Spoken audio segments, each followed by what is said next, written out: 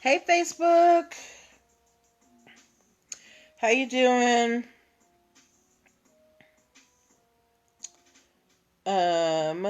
Let me share this out. Do do do do do do do do. How y'all doing? Happy Wednesday. We've gotten through more than half the week. We've gotten through 60% of the week. So yay for us.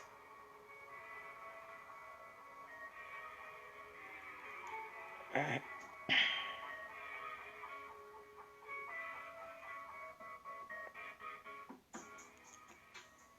Okay. All right. We are all shared out on Facebook. Let's get ourselves onto Instagram. Qu'est-ce que c'est?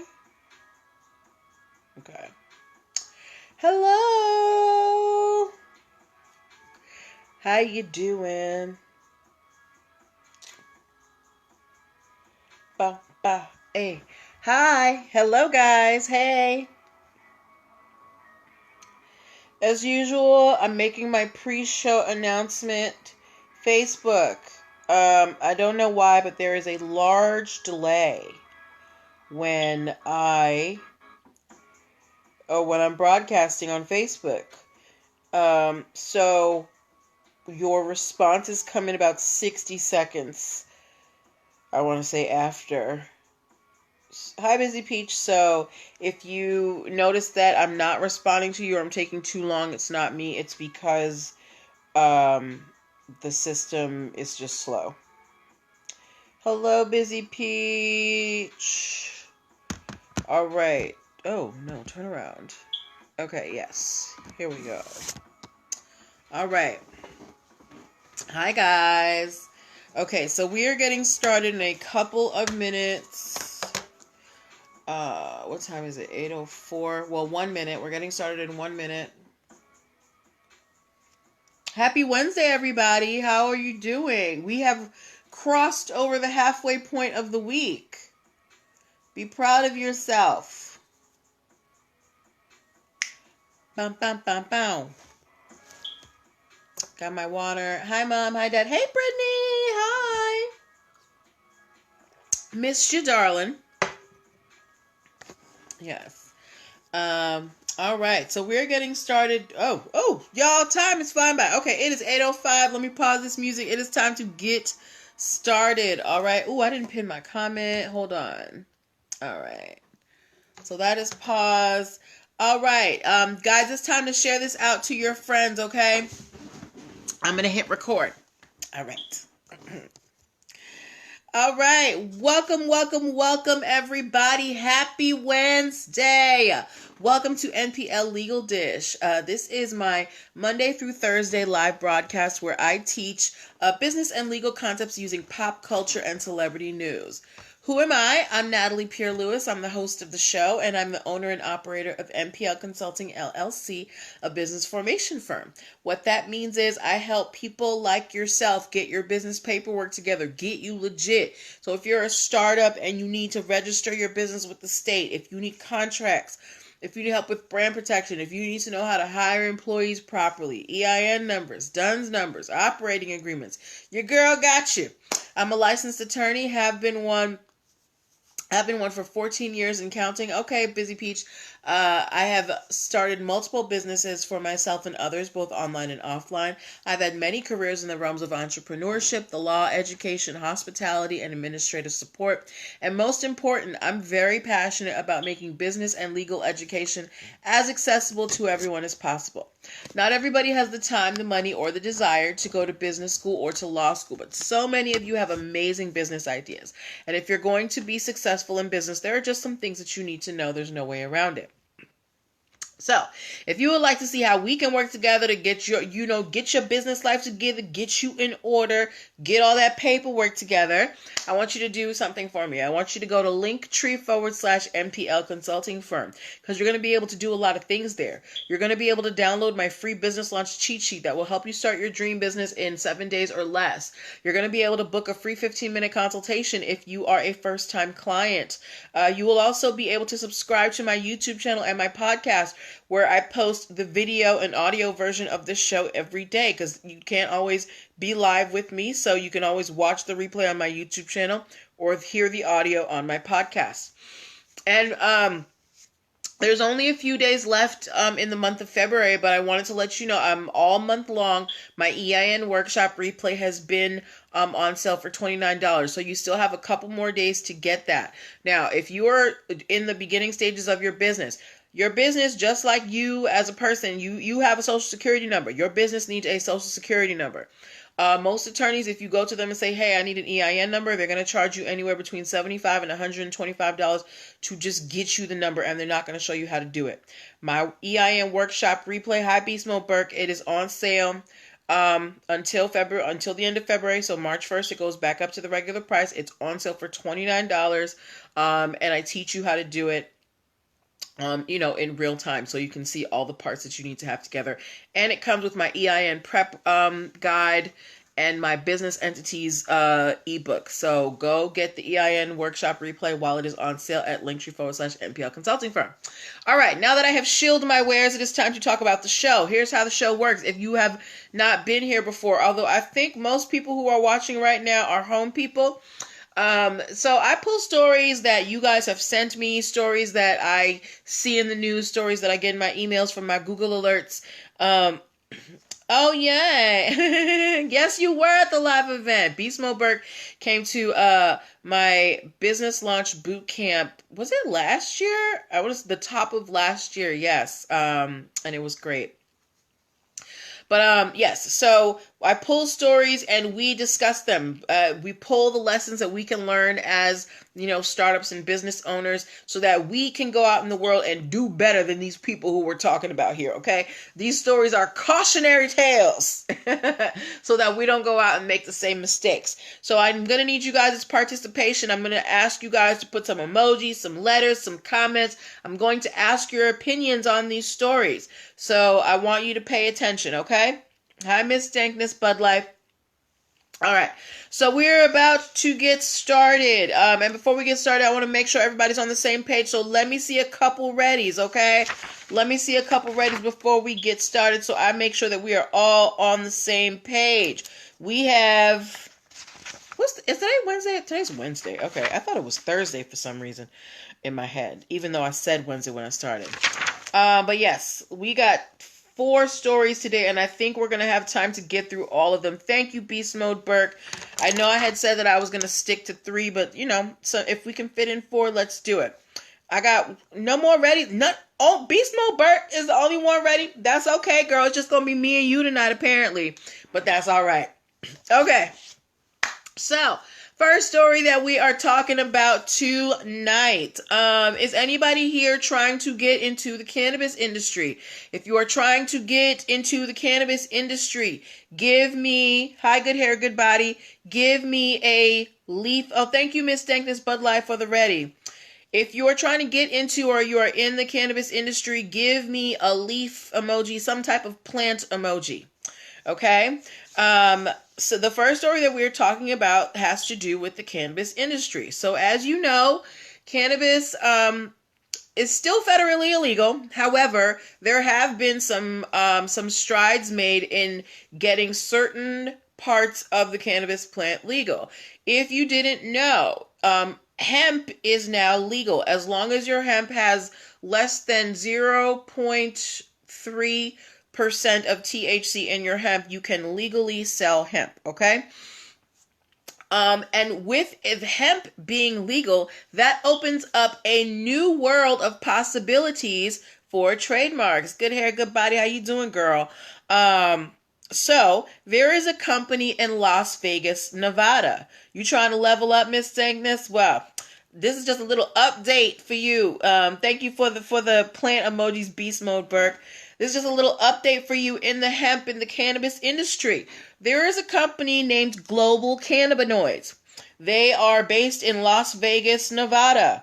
They have gotten a trademark registration. So not just an application, their trademark has been approved.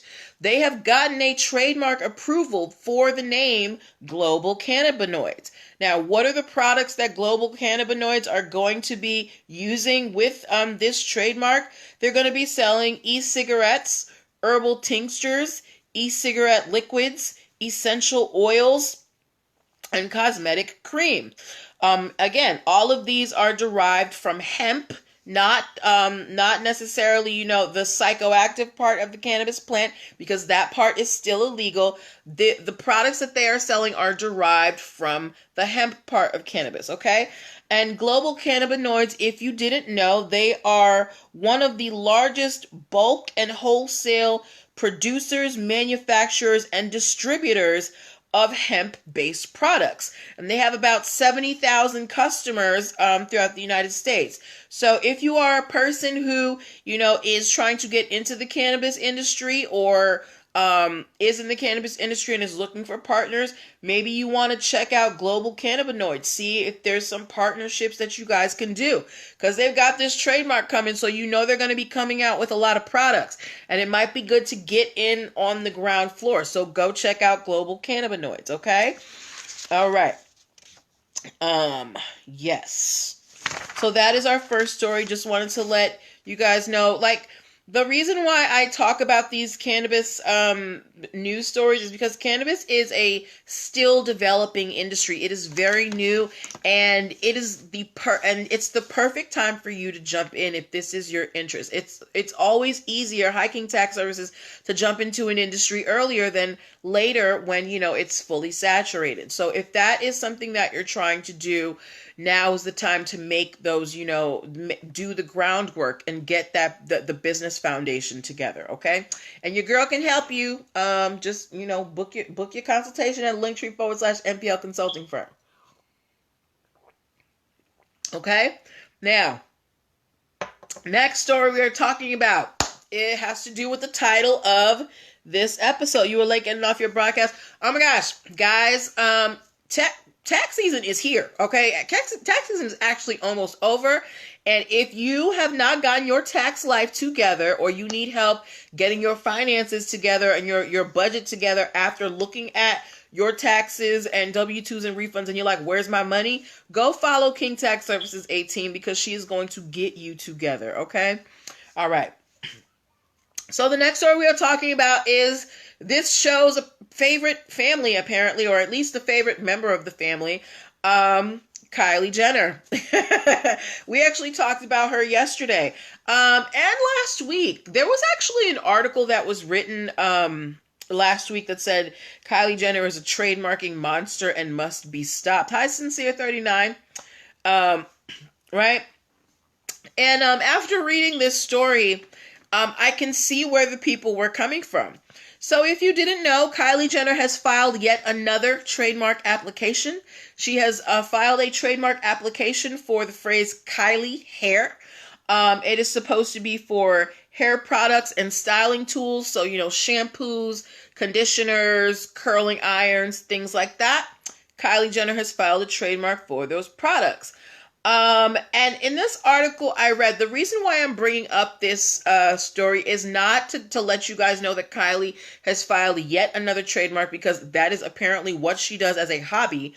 But to help you understand, that trademarks mean money. We know that the Kardashians, they brand everything.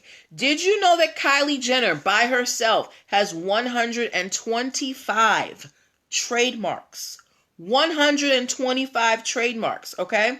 And the Kardashian Jenner clan, amongst all of them, have about 700 trademark applications between them, or trademarks between them. So this family is no stranger to branding. They know how to protect their stuff. And they are willing to put their money where their mouth is and trademark anything that they can to make some money off of it. So while I'm not necessarily fans of them in terms of what they produce, I do have to give it up to them for being very, about their paper and securing these trademarks and securing these brands, because they are influencers. And when they tell their people to buy something, people buy it. So why not capitalize on that? Put your name on it and people can buy your stuff and you can make money. So Kylie has filed yet another trademark application. Good Hair, Good Body said trademarks equals property equals real estate exclusivity for at least 30 years. Yes. Trademarks are the new, they're the new gold, guys. But, yeah. I would never say be like the Kardashian Jenner clan, except when it comes to business, because that family is a machine. Okay. And that is the nicest thing that I have to say about them. They haven't, they're just not my thing. They're not for me. Okay. But I respect the hustle. All right. Before we move on to our next stories, want to remind you guys, you are watching NPL Legal Dish. I am Natalie Pierre-Lewis, host of the show and owner of NPL Consulting LLC, a business formation firm. If you are in the startup phase of your business, or if you are, looking for a side hustle, or, trying to make some extra money and you really want to make it something real, I'm your girl. I help you get that paperwork done so that you can get your deductions on your taxes by, logging your expenses. But you can only do that if you have a registered business. I help you get your contracts together so your clients don't, disappear on you or, flake out or say, well, that's not what we agreed on. I help you get your EIN numbers and DUNS numbers so you can be out there doing the financial things that you need to be doing with your business. So if you are in the startup phase of your business, or if you are still trying to figure out what you want to do with your business, go to linktr.ee/NPL Consulting Firm. Go download the free business launch cheat sheet if you don't know what you want to do yet and you need some help figuring it out. Or if you know what you want to do, book a free 15-minute consultation and let's talk, okay? Let's move on to the next story. But Good Hair, Good Body put another comment in here. She said trade secrets equals exclusivity in perpetuity. That's right. Coca-Cola's recipe for Coca-Cola is a total trade secret. Nobody knows what it is. Yes. All right. So the next story that we have, has anybody watching, have you lived in, are you from, or have you ever been to the state of Kentucky? I have not been to Kentucky, but if you have lived in, or if you have ever stepped foot in Kentucky, give me a K. Give me a K. Let me see if I can make a K with my body. Okay. K. Wait. I have to be this way so you guys can see it. K. But yeah. All right. So no, all right. Sincere 39 has not been to Kentucky. That's cool. I haven't been to Kentucky either. With trade secrets, you need an NDA. Very good hair, good body. Just go to law school already, girl. All right. So we're talking about the state of Kentucky. All right. If you didn't know, there is an organization. No. If you didn't know, in Kentucky, there is an organization called the Honorable Order of Kentucky Colonels. They are a nonprofit and they provide grants to charitable organizations throughout the state. So essentially, they're a foundation. They raise money and they give it to, worthy causes. And if you don't know what a foundation is or the different types of nonprofit organizations, you should go pick up my nonprofit ebook. It tells you all about the different types of nonprofit organizations they are and what they're supposed to do. It's only $9.97. You can go to gumroad.com/NPL Consulting Firm and pick that up, okay? So, Honorable Order of Kentucky Colonels, they're out here giving money to worthy causes. And this organization was actually the title of... Yes, the title. Oh, you have been to Kentucky. Cool. This group has the highest title of honor that you can get from the Kentucky governor. So this is a pretty prestigious organization. Hi, Belle Chocolat. Okay. Now, they have filed a trademark infringement suit against another organization called Kentucky Kernels International. Now, this organization is their goal is to bring attention to those commissioned as kernels for good deeds in Kentucky. So basically, they're just, kind of out here shouting out people who did cool stuff or, good deeds in Kentucky. The problem is, the Honorable Order of Kentucky Kernels is saying that Kentucky Kernels International is creating confusion and misappropriating goodwill. Hi, Williams Lynn Foxy 76. What a long and lovely name. Okay, so this new group, Kentucky Kernels International, they have been soliciting funds. So they have been collecting money, and Honorable Order of Kentucky Kernels is saying that Kentucky Kernels International is basically duping people out here. The name is too close to the Honorable Order, and people aren't sure who they're actually donating to. They said that there have actually been mistags on Facebook. So people who have received money from the Honorable Order of Kentucky Kernels have tagged Kentucky Kernels International because they thought it was the other group. And they want an injunction. Oh, hi, Latanya. And they want an injunction. They want the court to put an injunction, which means that they want the court to tell Kentucky Kernels International that they cannot use that name. And they also want damages because they're like, you guys have been collecting donations using a name that is particular to us. So we want you to pay us that money back. Now, as for the person who started Kentucky Kernels International, he doesn't even live in Kentucky. He actually lives in Venezuela. Apparently, he had approached Honorable Order of Kentucky Kernels about doing some type of merging of organizations or, doing some type of joint venture, and they were not interested. He wanted to be able to use the Kentucky Kernels name, and they were like, nah, dude, we don't want to work with you. So even they said no, and he was like, well, bump y'all, I'm still going to start this organization. So he started the organization, and when they didn't want to work with him, he wrote a disparaging blog post. So basically, he went on the internet and said, the Honorable Order of Kentucky Kernels, these people are whack. I was trying to, work with them, and they don't want to work with me. They're misappropriating funds, blah, blah, blah, blah, blah. On top of that, so this guy who started Kentucky Kernels International, he wants to fight this legal case, but he said he doesn't have the money to fight it, so he is looking for an attorney to represent him pro bono, aka for free. So, all these facts, I want to know from you. Do you think that there is a credible argument of confusion between Honorable Order of Kentucky Kernels and Kentucky Kernels International? I'm not from Kentucky. So this phrase Kentucky Kernels, for me, it's kind of singular. Yeah, I kind of think of Kentucky Fried Chicken, but it's not Kentucky Fried Chicken. But if I'm hearing Honorable Order of Kentucky Kernels and then Kentucky Kernels International, I might at least think that they're related. So I want to know from you guys, do you think that there is space in Kentucky for the two of these? Latanya said it's too close for comfort.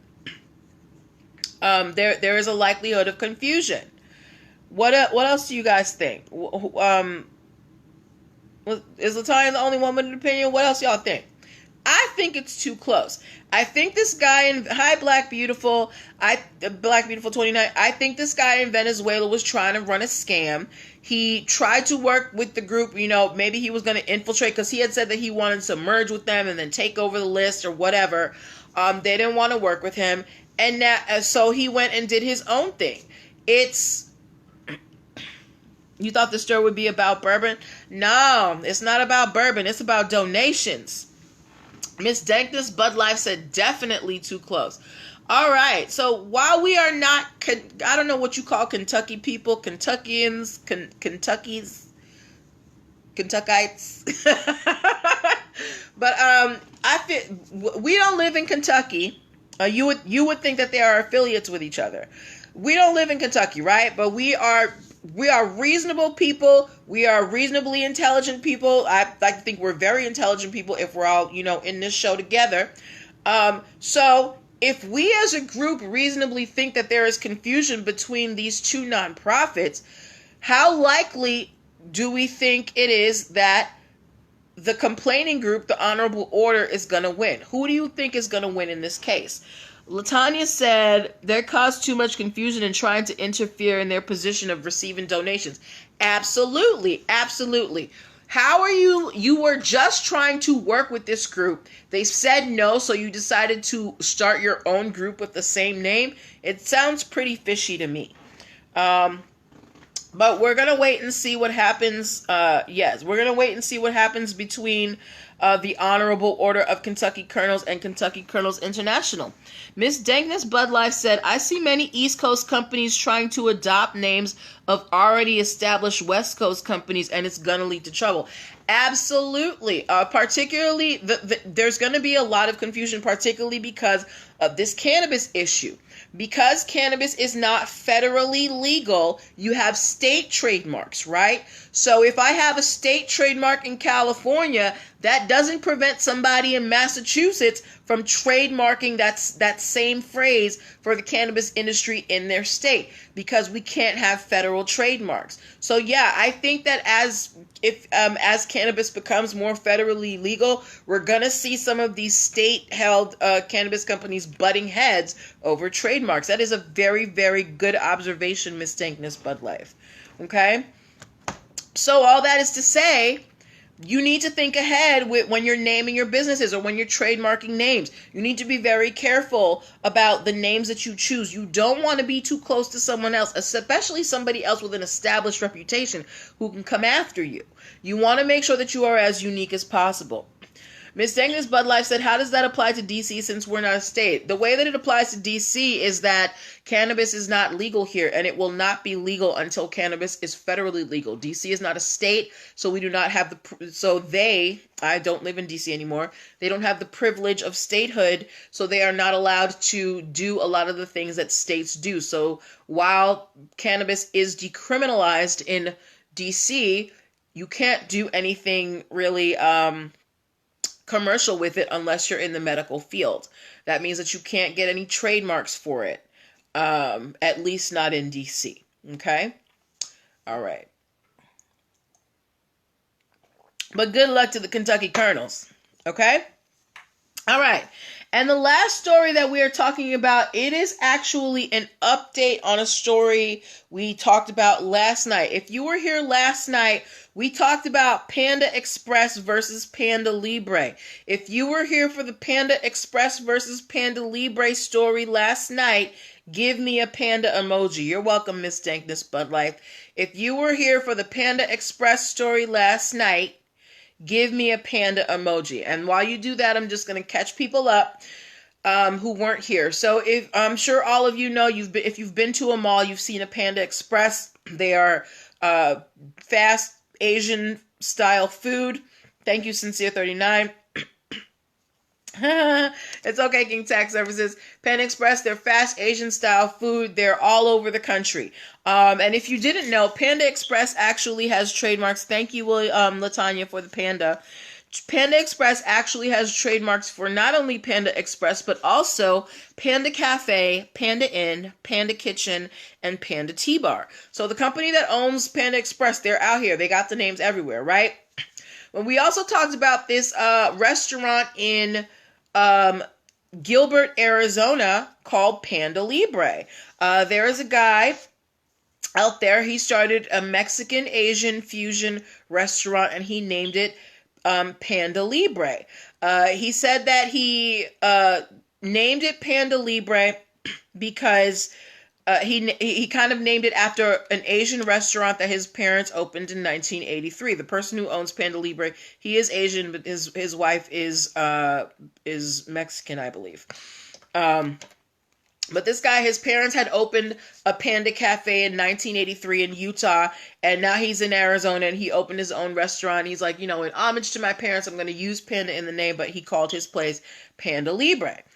So Panda Express is coming after Panda Libre because he has trademarked the name, and they're telling him that they want him to stop using the name and his logo. Now, his logo, I don't really see a problem with it. If you check my stories, I put the results from the poll yesterday. It is a panda dressed up as like a luchador and doing like the Kung Fu Panda flying kick. And Panda Express is very up in arms about this. They're coming after this restaurant owner in Arizona, saying that he is infringing on their trademarks. So, now, yesterday, when I asked you guys if you would mistake Panda Express and Panda Libre, most of you said no. But now that we know that Panda Express has all of these trademarks for Panda Express, Panda Cafe, Panda Inn, Panda Kitchen, Panda T-Bar, do we understand why Panda Express might be a little bit concerned about this Panda Libre, Sincere 39 said it's still too close. Why they might be concerned about Panda Libre? What if Panda Libre decides to expand and starts being a franchise? Do you see any confusion or any competition? Competition isn't necessarily bad, but do you see any confusion? Let's say Panda Libre blows up and there are Panda Libres all over the place. Do you foresee any confusion between Panda Express and Panda Libre operating in the same restaurant space? Because they're both fast casual. I'm sure Panda Libre you can kind of sit and eat more, whereas Panda Express you just kind of get it and go. But what do you think? King Tax Service said logo-wise maybe. Logo-wise, I honestly don't think the logo is the biggest problem. The pandas look totally different. The Panda Express, he's just kind of like rolling around on the ground, and the Panda Libre, he's like, doing a flying kick. Sincere 39 said there might be confusion. Okay. I think it's more in the auditory thing and hearing, the panda.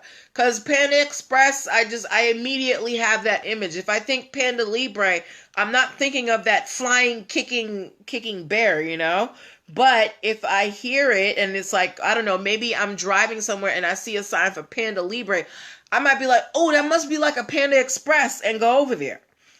I don't know. It's just a thought. We don't know what's going to happen. Anyway, Panda Libre, they're really kind of shook because they've pretty much invested all their money in this restaurant. They really don't want to have to go through a long, drawn-out legal battle with Panda Express because they are a big national company. They got a lot of money. LaTanya said, absolutely, there are too many similarities as far as the name, and there may be similar items on the menu.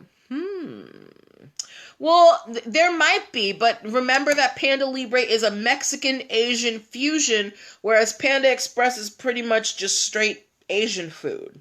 So I don't know if they might have similar ingredients or, similar components, but I don't know if because I remember going to, a few years ago, I went to, it was a Japanese Mexican fusion restaurant.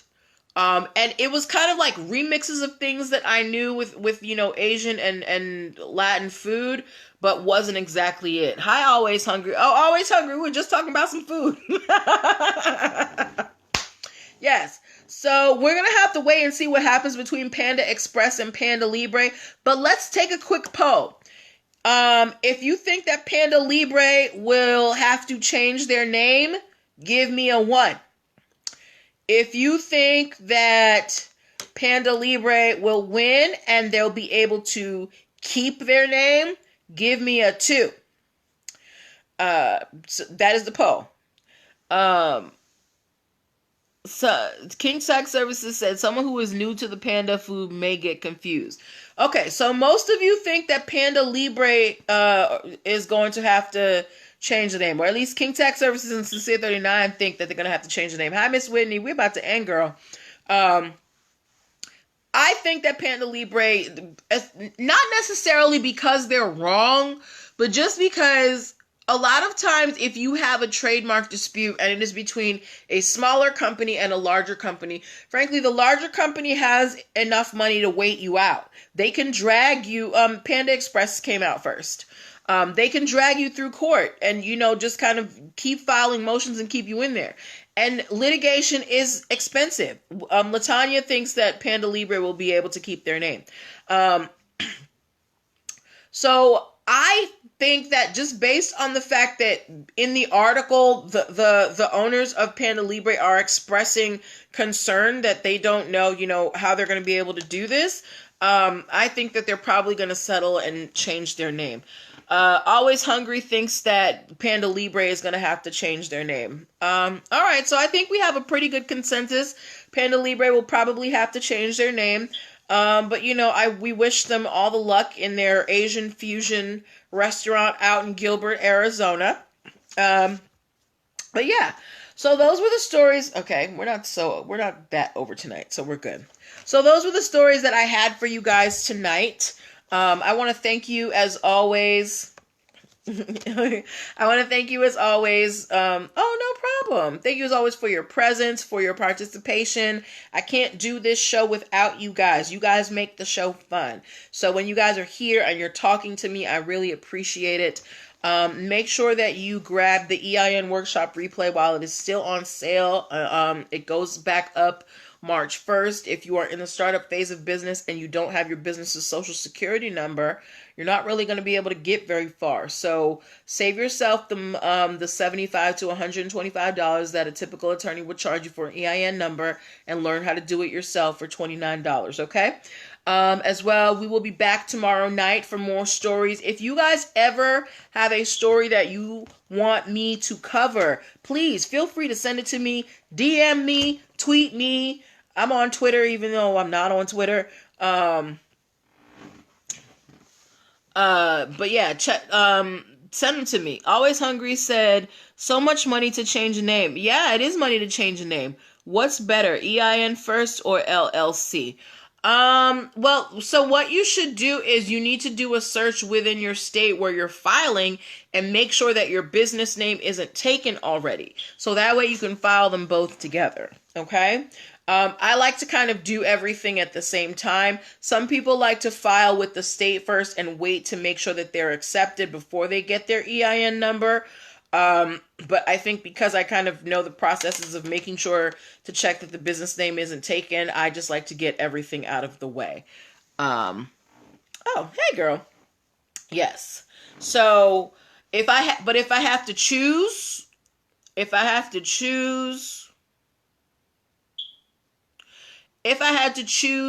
I would say do the LLC first. Because that's going to take the longest. It's going to take anywhere from 2 weeks to a month or so for your state to get back to you. Whereas the EIN number, you can get that done in 15 minutes. So the day that you get your articles of incorporation from your state, you can literally go to the IRS website and get your EIN number. All right? Okay, any more questions before we head out? I'm going to give y'all like 2 more minutes. While you get your last questions in, what else? If you want to advertise on the show, go to linktr.ee/nplconsultingfirm, click the advertise with us button. Come on the show. You could pop on, let people know what you got. I got good views on Facebook, even though, it does these delays, my views on Facebook, people be watching. I see y'all. 2 weeks to a month, girl.